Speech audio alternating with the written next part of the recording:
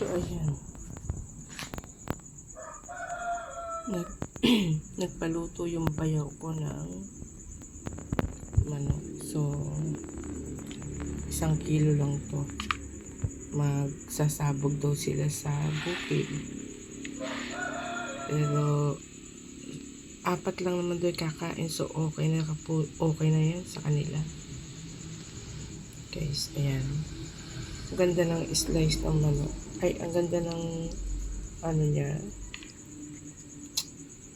Karne ko. Sinampalukan daw siya. So, ayan.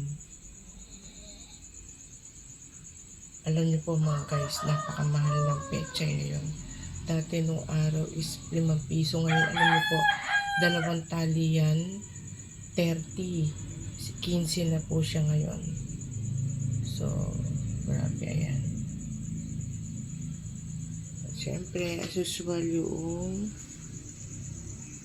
recipe niya, bawang, sibuyas, luya. Alang siling green, kaya siguro okay na to. Okay na to sa patatong siling na buyo. Ayan. Ayan, pinakita ko lang po sa inyo ang lulutuin kong sinampalukan. Ay, yung sampalo ko powder mix na lang. So, hindi ko na naipakita, hindi ko nakuha na po dyan. Ayan guys. Ayan guys. Diyan ko na niluto para direct na pupunta sa bukid po. So, para sa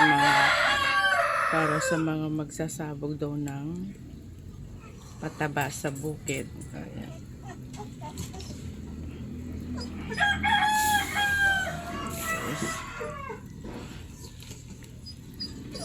Ayan guys.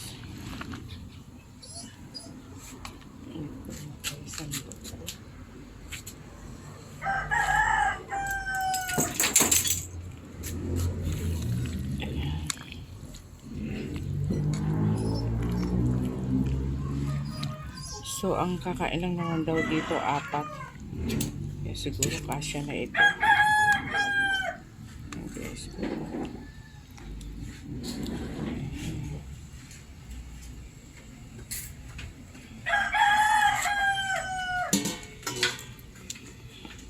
Ayan guys.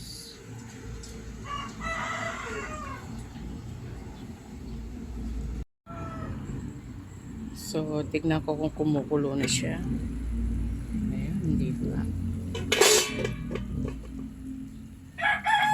Ayan. So, pwede na. Ito.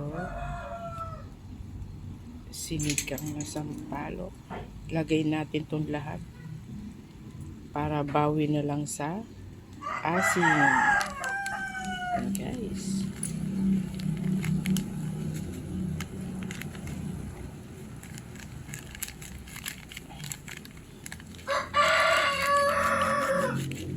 Tikman muna natin.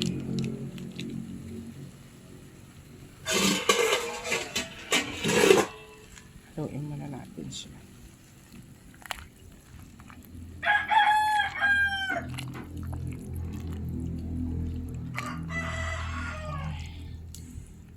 Ganun.